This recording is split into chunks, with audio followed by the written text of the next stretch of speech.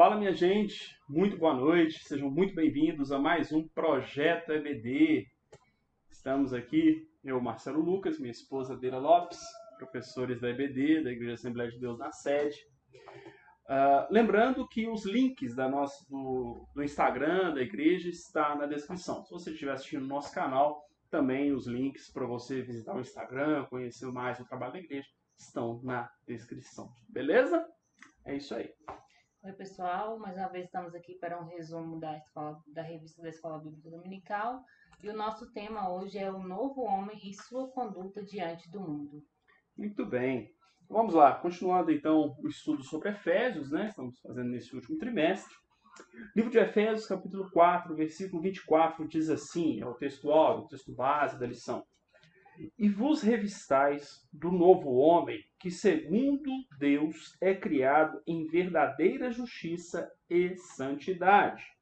Nossa verdade aplicada diz assim: nosso comportamento pode influenciar a fé de nossos ouvintes, tanto de modo positivo quanto negativo. E aí, quer continuar a introdução? A introdução fala o seguinte: a ênfase de Paulo agora é sobre a relevância da nossa conduta diante daqueles que não são cristãos. A nova vida gerada pela habitação do Espírito Santo deve produzir no cristão um novo comportamento. Excelente. E o primeiro tópico dessa lição diz assim: uma vida nova exige um novo proceder. E aí, Paulo, é importante lembrar, né, que a partir do capítulo 4, no capítulo 1, 2 e 3, Paulo ele trabalha a doutrina da salvação, a grandeza do ministério, do chamado que ele recebeu, né, a função ministerial, enfim. A partir do capítulo 4, ele começa a trabalhar questões mais práticas, tá? Da atividade da igreja, da vivência da igreja. E aqui nessa lição é dado uma ênfase no nosso testemunho. E no 1.1 ele diz assim: não andeis mais como andam também os outros. Esse é o título do 1.1, né?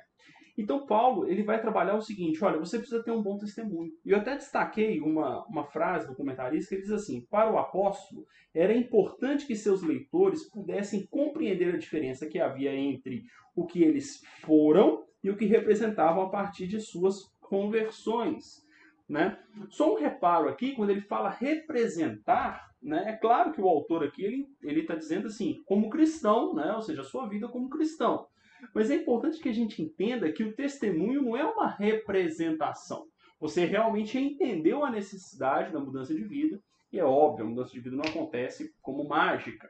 Né? Então você entendeu isso, você se submete à palavra de Deus, e você vai mudando a sua conduta aos poucos, ou melhor, o Espírito Santo vai mudando a nossa conduta aos poucos, à medida que vamos orando, vamos lendo a Bíblia, vamos tendo contato, vamos participando dos cultos, o Senhor vai trabalhando em nós. Amém? Amém. O 1.2 fala despojando-nos do velho homem. E o comentarista fala o seguinte: o andar de uma nova criatura é um andar santo, inspirado pelo Espírito Santo e alicerçado na palavra de Deus. A nova vida exige que os hábitos da velha natureza sejam retirados e que andemos a cada dia em novidade de vida. Nessa novidade de vida, né, o novo homem, ele tem que andar de acordo com, né, os ensinamentos bíblicos, de acordo com a inspiração do Espírito Santo, né, que o Espírito Santo ele habita em nós. Então ele vai nos influenciar nessa nova vida. E ele fala despojar, né, deixar para trás este velho homem. Ele vai falar também, ele vai dar um exemplo, eu já vou pular para 1.3, que ele vai dar um exemplo muito interessante, que é revestindo-nos do novo homem. Ele vai dar um exemplo que é o seguinte: se a pessoa, ele fala que a pessoa, quando era criança, ela vestia um tipo de roupa.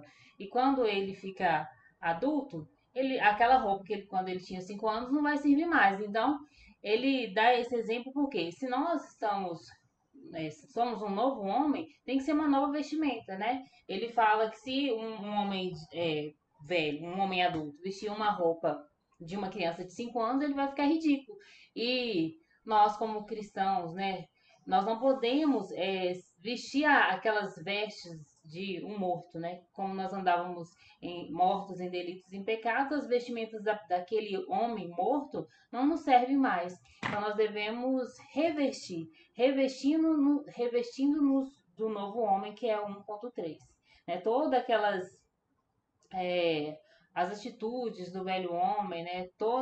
O mau comportamento. Ele fala das pessoas, das mentes pagãs, né? Do povo ali de Éfeso, né? Eles conheciam aquelas atitudes anteriores, mas eles não deveriam mais comportar daquela maneira, porque agora é um novo homem, além de comportar, né, de uma maneira sã, de uma maneira conduzida pelo Senhor e pelo Espírito Santo, eles devem dar exemplo para as pessoas que ainda não são, né, entender o que é esse evangelho, né, essa nova atitude, esse novo homem.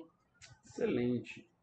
E aí, seguindo nessa mesma linha, no segundo tópico, né, o segundo título, o novo homem, uma nova forma de vida. Na verdade, novo homem, nova forma de vida. Né? Um aqui eu que acrescentei. Mas assim, aqui ele vai continuar falando sobre isso, né? Ou seja, esse revestir de novo homem não é só uma aparência, né? É realmente uma nova vivência, uma nova maneira de viver, né? Paulo ele fala isso aos Gálatas, capítulo 2, no versículo 20. Né? A vida que agora vivo, não vivo na a vida que agora vivo na carne, vivo na fé do Filho de Deus. Ou seja, viver a fé, viver a vida cristã é uma forma de vida. E ele já começa falando no 2.1 que devemos abandonar uma vida mentirosa. Eu acho interessante o comentário, olha só, a palavra grega usada para mentira é pseudo, que pode representar qualquer tipo de desonestidade ou falsidade proferida ou vivida. Ou seja, a mentira não é só o que a gente fala, mas é o que a gente vive. Então, se eu falo algo e faço de outra maneira, ou mesmo se eu tenho atitudes que levam o meu irmão, levam pessoas que não são cristãs a desconfiarem da fé e tal, tá tudo aqui. E ele termina o comentário dizendo assim: o motivo pelo qual devemos viver em verdade é que, sendo membros do corpo de Cristo, não podemos edificá-lo sem a verdade. E é interessante, quem acompanha aqui o meu trabalho, né, no meu canal pessoal, quem está assistindo na igreja, tem os links aí se quiser ir lá olhar. Eu fiz um comentário sobre o Sermão do Monte. Né, e o Sermão do Monte fala de não jurarmos. Quando ele fala não jurarmos, quando Cristo ensina que não devemos jurar, é porque a palavra do crente, está lá no Mateus capítulo 5, tá, gente? É que a palavra do crente não pode ser dúbia. Então, se eu uso a expressão não, eu juro que é assim, significa que outras falas suas não são confiáveis. Se aquela fala que você quer dar credibilidade, você tem que jurar, você tem que prometer, você tem que fazer qualquer coisa, significa que a outra fala sua não é confiável. Ou seja, o cristão ele tem uma fala só e toda fala do cristão é confiável. É sim, Né? sim, não, não. Exatamente, é sim, sim e não, não. E eu achei interessante que todo esse tópico 2 aqui vai ter uma relação com os ensinos de Cristo no Sermão do Monte. Né? Se quiser seguir o 2.2, vai lá. 2.2. Podemos nos irar, mas não devemos pecar. Ele fala assim, comentarista: como concordam os mais laureados comentaristas do Novo Testamento, existe um tipo de ira permitida. A Bíblia fala que nós podemos irar, né? É natural do ser humano irar-se, mas não pecar. Não aproveitar que está irado, né? E cometer algum tipo de pecado, extrapolar, porque é normal do ser humano, a gente vai se irritar em algumas situações, né? Mas nós devemos aí fazer, né? Nós devemos ter o fruto do Espírito, né, nessa hora para que nós podemos ponderar. Porque se nós continuarmos irados, né, extrapolar ali naquela situação de ira, nós iremos pecar. Então a Bíblia fala para podemos irar, porque somos humanos, mas não pecar. E o comentarista fala aqui que o grande problema aqui não é irar-se, é permitir que esse sentimento nos domine, né? Que venhamos a dar ocasião ao inimigo, porque ele vai aproveitar disso. Né? Ele está aí atento. A Bíblia fala que ele está ao derredor, né? Buscando quem possa tragar. Então ele está atento. Se a gente der uma brecha, uma abertura que seja, ele vai aproveitar. Ele não é como, né, o Espírito Santo, que se nós não quisermos, né, o Espírito Santo na nossa vida, nós não teremos, mas ele não, ele aproveita qualquer brecha que nós possamos dar para entrar. E aí, se ele conseguir entrar nessa brechinha, ele vai conseguir lugar e fazer morada, né? Então, nós precisamos, né, ficar atento a essa palavra do Senhor, que irá é uma coisa do ser humano, mas nós não devemos deixar que essa ira vá além e que nós venhamos pecar e dar lugar ao inimigo. A ira ela é um afeto, né? Então, ela realmente ela aparece, ela surge, né? É um sentimento. A gente não pode fomentar. Inclusive também no Sermão do Monte, quando Cristo ensina sobre o homicídio, ele fala que a irar contra seu irmão sem motivo também é homicídio. Por quê? Porque o homicídio, na verdade, ele é o resultado de uma ira não controlada, né? A pessoa vai criando essa raiva, essa ira, e a violência vai se escalonando até chegar ao homicídio, né? Então, Jesus ensina sobre isso, né? Quem tiver interesse pode ir lá no meu canal, que lá tem, se não estiver assistindo no canal pessoal, estiver assistindo na igreja, lá tem um comentário sobre homicídio, sobre a questão do juramento, tem tudo lá. Tá tudo lá. E aí, o 2.3 é o que ela já falou sobre dar lugar ao diabo. Mas eu queria lançar uma questão aqui, o seguinte. Será que o diabo consegue dominar a vida do salvo? É óbvio, assim, algo que não se discute é a influência. Né? Quando Pedro, por exemplo, fala para Jesus não ir a Jerusalém, fala, para trás de mim, Satanás. Ou seja, ali ele está falando sob influência de uma crença que Cristo atribui a Satanás de que o ser humano tem controle sobre tudo. Né? Ou seja, o que eu sempre falo nas aulas de escola bíblica é que quando a gente age contrário à palavra de Deus, já é influência de Satanás. Agora, ao salvo, será que Satanás tem todo o domínio sobre o salvo? Né? É uma pergunta, se quiser comentar, fica à vontade. Tá? Mas é uma pergunta, né? Ou seja, o que eu quero colocar aqui é o seguinte, eu entendo que é mais provável que a pessoa que tem a vida entregue ao pecado é que Satanás vai dominar. Tá? Então, em alguns momentos, você pode, por falta de discernimento, agir de maneira contrária à palavra. E aí sim você vai estar dando lugar ali a uma influência maligna. Ele aproveita, né? Ele não é igual mas assim, ele aproveita a oportunidade. Agora, entrar e dominar é só se você se entregar ao pecado. Né? Porque tropeçar, a gente tropeça o tempo inteiro. Né? Mas enquanto você se submete ao Espírito Santo, o adversário não vai ter domínio. Pedro foi assim. Pedro negou 3 vezes, mas ouviu o cantar do galo, ouviu o chamar do Espírito Santo e se arrependeu. Agora Judas não. Judas abraçou o pecado, ele entregou Jesus, ele abriu mão da presença de Jesus, ele abriu mão do ensino de Jesus. Aí sim, Satanás o tomou ali, né? O filho da perdição. Né? Agora, os deslizes acontecem, não necessariamente Satanás vai dominar a sua vida. Enquanto você se mantém submisso ao Espírito Santo, vem o arrependimento, vem o discernimento, e o Senhor perdoa e continua te conduzindo na presença dele. Amém? Amém. 3. Os cuidados com a nova vida. Neste ponto, aprendemos acerca de alguns cuidados especiais que devemos ter em nossa caminhada cristã, para que afastemos de nosso caminho atitudes e ações desagradáveis. O 3.1 fala o seguinte, que não entristecer o Espírito Santo. Essa expressão, o comentarista fala o seguinte, que o Paulo deseja imprimir nessa mente que fora de Deus não podemos ser salvos, né? Que somente em Deus, através de Jesus Cristo, que nós podemos ser salvos. Não há nenhuma outra opção para a nossa salvação. E que nós não possamos entristecer o Espírito Santo, porque ele mora em nós, né? E se nós, como comentamos anteriormente, dermos lugar ao diabo, nós estaremos entristecendo ele. Ele vai ficando, né? Ele vai se retirando. O inimigo vai tomando lugar, né?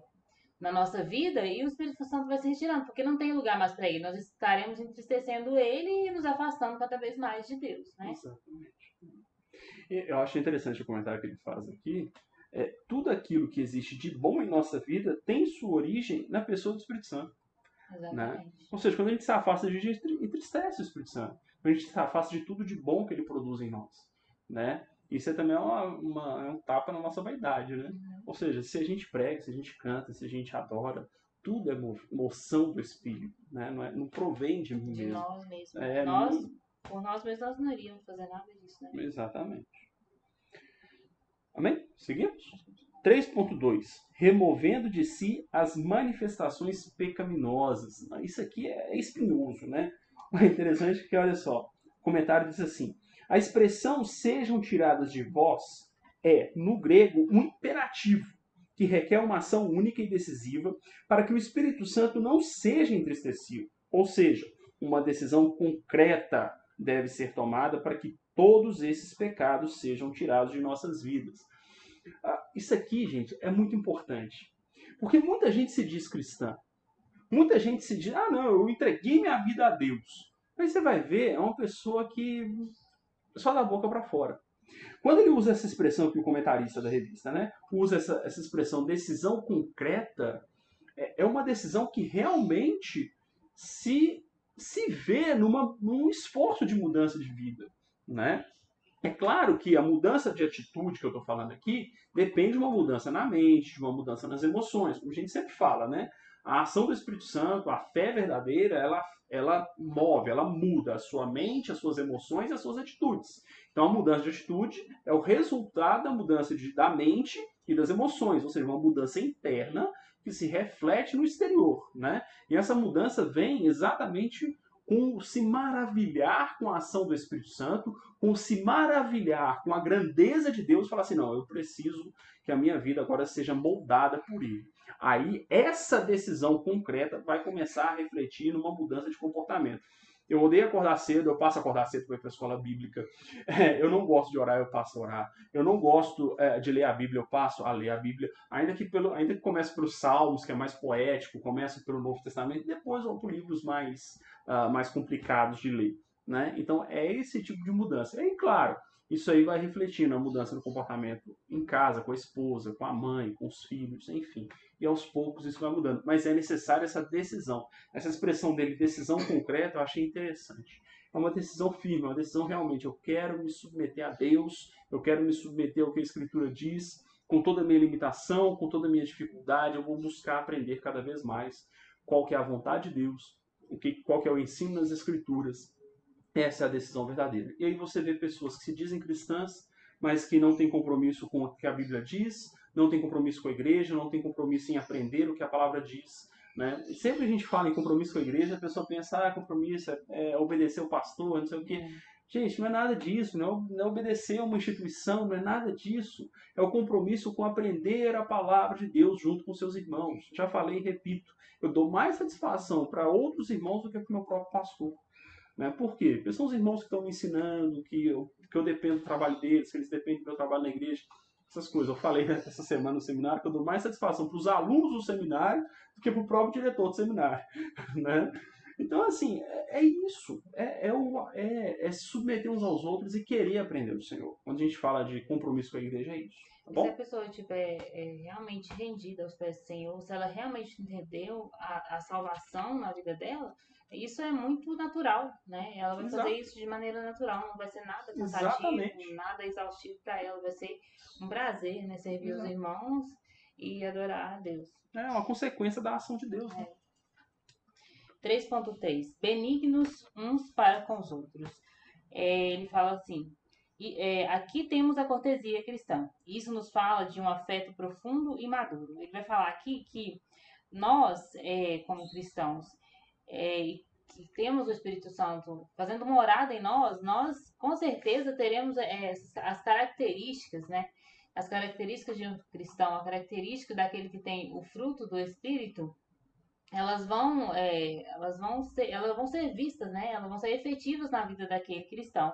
Ele fala assim também que misericórdia, ele fala todos nós conhecemos cristãos com esse caráter, que expressam seus sentimentos com seus gestos e demonstrações de afetos, né? Então, isso vai exalar na vida do cristão, né? Ele vai ser natural na vida dele, porque o tema fala que nós devemos ser benignos uns para com os outros. Então, ele fala misericórdia, ser misericordioso, bondoso, útil, amoroso, gentil. Isso tem que ser normal na vida do cristão, né? Não tem que ser uma coisa forçada. Né?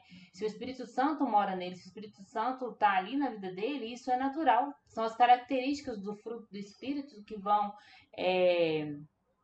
servir para um bom convívio, né, dos cristãos. Exatamente. Eu até diria assim, também esse comentário está lá na questão do Sermão do Monte, tá, gente? No meu canal pessoal.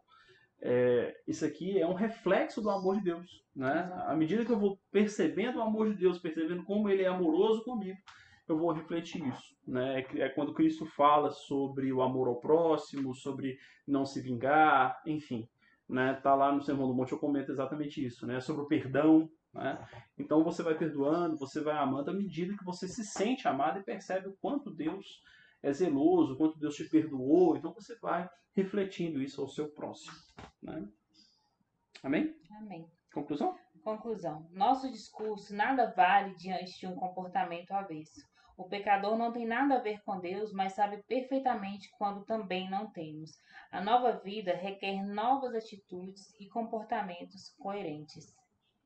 Muito bem. Então que possamos cada dia viver mais a palavra de Deus, viver a fé, anunciar a salvação em Cristo Jesus. Amém? Mais uma Amém. vez, lembrando, tem link na descrição, dá uma olhada, visita o Instagram da igreja, segue a igreja lá, né? Tem os nossos links pessoais aí, está tudo à sua disposição. Ficamos à disposição de todos, que Deus abençoe a todos e um grande abraço. Até semana que vem. Até semana que vem. Deus abençoe.